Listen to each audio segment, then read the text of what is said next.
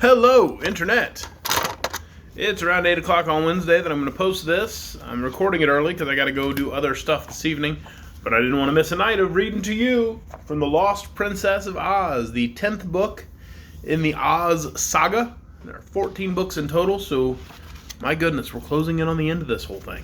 This journey we've taken together. Tonight we're going to read chapter 11. Oh, that's funny. You see, last night's chapter was called Toto Loses Something, and it was strange. And tonight's chapter is chapter 11. It's called Button-Bright Loses Himself. So great. That's quite normal. It's pretty typical Button-Bright behavior. If you're wondering, he gets lost all the time. So let's read chapter 11.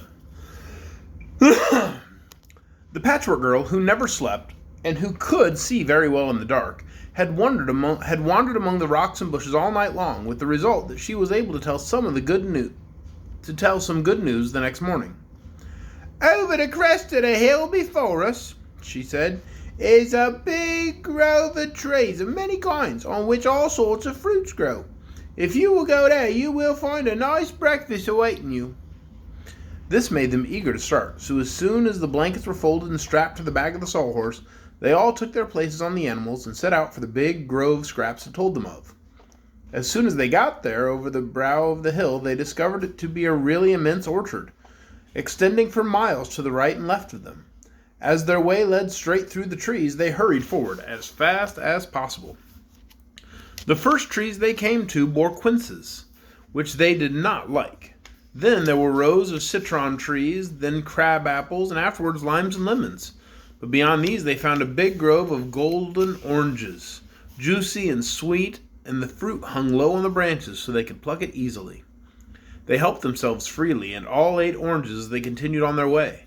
Then, a little farther along, they came to some trees bearing fine red apples, which they also feasted on. The wizard stopped here long enough to tie a lot of the apples in one end of the blanket. "We do not know what will happen to us after we leave the delightful orchard," he said. "So I think it is wise to carry a supply of apples with us. We can't starve as long as we have apples, you know." Scraps wasn't riding the woozy just now. She loved to climb the trees and swing herself up by the branches from one tree to another. Some of the choicest fruit was gathered by the Patchwork Girl from the very highest limbs and tossed down to the others. Suddenly Trot asked, "Where's Button-Bright?" And when the others looked for him, they found the boy had disappeared. "Dear me!" cried Dorothy. "I guess he's lost again. That will mean our waiting here till we can find him." "It's a good place to wait," suggested Betsy, who had found a plum tree and was eating some of its fruit. "How can you wait here and find Button-Bright at one end the same time?" inquired the Patchwork Girl, hanging by her toes on a limb just over the heads of the three mortal girls. "Well, perhaps he'll come back here," suggested Dorothy. "If he tries that, he'll probably lose his way," said Trot. "I've known him do that lots of times. It's losing his way that gets him lost." "Very true," said the wizard. "So all the rest of you must stay here while I go and look for the boy." "Won't you get lost too?" asked Betsy. "I hope not, my dear." "Well, let me go," said Scraps, dropping lightly to the ground. "I can't get lost, and I'm more likely to find Button-Bright than any of you." Without waiting for permission, she darted away through the trees and soon disappeared from their view. "Dorothy," said Toto, squatting beside his little mistress, "I've lost my growl." "Well, how did that happen?" she asked. "I don't know," replied Toto. "Yesterday morning the woozy nearly stepped on me, and I tried to growl at him and found I couldn't growl a bit." "Well, can you bark?" asked Dorothy. "Oh, yes, indeed." "Never mind the growl," said she. "What will I do when I get home to the Glass Cat and the Pink Kitten?" asked the little dog in an anxious voice. "Well, they won't mind you can't growl at them, I'm sure," said Dorothy. "I'm sorry for you, of course, Toto, for it's just those things we can't do that we want to do most of all. But before we get back, you may find your growl again." "Do you think the person that stole Ozma stole my growl?" Dorothy smiled. "Perhaps, Toto." "Then he's a scoundrel," cried the little dog. "Anyone who would steal Ozma is as bad can be," agreed Dorothy. "When we remember that our dear friend, the lovely ruler Oz, is lost, we ought not to worry over just a growl." Toto was not entirely satisfied with this remark, for the more he thought upon his lost growl, the more important his misfortune became. When no one was looking, he went away among the trees and tried his best to find his growl even a little bit, but could not manage to do so. All he could do was bark, and bark cannot take the place of a growl, so sadly he returned to the others. Now Button-Bright had no idea that he was lost at first. He had merely wandered from tree to tree, seeking the finest fruit, until he discovered he was alone in the great orchard. But that didn't worry him just then, and seeing some apricot trees farther on, he went to them. Then he discovered some cherry trees, and just beyond those were tangerines.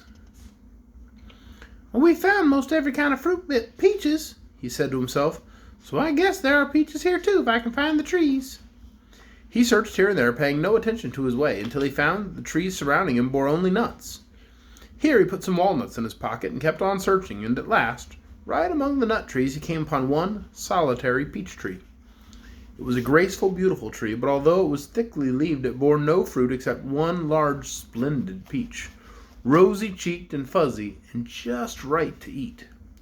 Button-Bright had some trouble getting that lonesome peach, for it hung far out of reach, but he climbed the tree nimbly and crept out on the branch on which it grew, and after several trials, during which he was in danger of falling, he finally managed to pick it. Then he got back to the ground and decided the fruit was well worth his trouble. It was delightfully fragrant, and when he bit into it, he found it the most delicious morsel he had ever tasted. "Really ought to divide it with Trot and Dorothy and Betsy," he said, "but perhaps there are plenty more in some other part of the orchard." In his heart he doubted this statement, for this was a solitary peach tree, while all the other fruits grew upon many trees set close to one another. But that one luscious bite made him unable to resist eating the rest of it, and soon the peach was all gone except the pit. Button-Bright was about to throw this peach pit away when he noticed that it was of pure gold. Of course this surprised him, but so many things in the Land of Oz were surprising that he did not give much thought to the golden peach pit. He put it in his pocket, however, to show to the girls, and 5 minutes afterward he'd forgotten all about it. For now he realized that he was far separated from his companions, and knowing that this would worry them and delay their journey, he began to shout as loud as he could. His voice did not penetrate very far among all those trees, and after shouting a dozen times and getting no answer, he sat down on the ground and said, "Well, I'm lost again. It's too bad, but I don't see how it can be helped." As he leaned back against a tree, he looked up and saw a bluefinch fly down from the sky and alight upon a branch, and just before him. The bird looked and looked at him. First it looked with one bright eye, and then turned its head and looked at him with the other. Then, fluttering its wings a little, it said, "Oh, you've eaten the enchanted peach, haven't you?" "Was it enchanted?" asked Button-Bright. "Of course," replied the bluefinch. "Ugu the shoemaker did that." "But why? And how was it enchanted? What will happen to one who eats it?" questioned the boy. "Ask Ugu the shoemaker. He knows," said the bird, pruning its feathers with its bill. "Well, and who is Ugu the shoemaker?" "The one who enchanted the peach and placed it here in the exact center of the great orchard so no one would ever find it. We birds didn't dare to eat it. We are too wise for that. But you are Button-Bright from Emerald City, and you ate the enchanted peach. You must explain to Ugu the shoemaker why you did that." And then, before the boy could ask any more questions, the bird flew away and left him alone. Button-Bright was not much worried to find that the peach he had eaten was enchanted. It certainly had tasted very good, and his stomach didn't ache a bit. So again he began to reflect upon the best way to rejoin his friends. "Whichever direction I follow is likely to be the wrong one," he said to himself, "so I'd better stay just where I am and let them find me if they can." A white rabbit came hopping along through the orchard and passed a little way off to look at him. "Don't be afraid," said Button-Bright. "I won't hurt you." "Oh, I'm not afraid for myself," returned the white rabbit. "It's you I'm worried about." "Yes, I'm lost," said the boy. "I fear you are indeed," said the rabbit. "Why on earth did you eat the enchanted peach?" The boy looked at the excited animal thoughtfully. "Well, there are two reasons," he explained. "One reason was that I like peaches, and the other reason was that I didn't know it was enchanted." "Oh, that won't save you from Ugu the shoemaker," declared the white rabbit, and it scurried away before the boy could ask any more questions. "Rabbits and birds," he thought, "are timid creatures and seem afraid of this shoemaker, whoever he may be. There was another peach half as good as that other I'd eat in spite of just a dozen enchantments or 100 shoemakers. Just then Scraps came dancing along and saw him sitting at the foot of the tree. "Oh, here you are," she said. "Up to your old tricks, eh? Don't you know it's impolite to get lost to keep everybody waiting for you? Come along, I'll lead you back to Dorothy and the others." Button-Bright rose slowly to accompany her. "That wasn't much of a loss," he said cheerfully. "I haven't been gone half a day, so there's no harm done." Dorothy, however, when the boy rejoined the party, gave him a good scolding. "When we're doing such an important thing as searching for Ozma," said she, "it's naughty for you to wander away and keep us from getting on. Suppose she's a prisoner in a dungeon. Do you want to keep our dear Ozma there any longer than we can help?" "She's in a dungeon. How are you going to get her out?" inquired the boy. "Never you mind. We'll leave that to the wizard. He's sure to find a way." The wizard said nothing, for he realized that without his magic tools he could do no more than any other person. But there was no use reminding his companions of that fact. It might discourage them.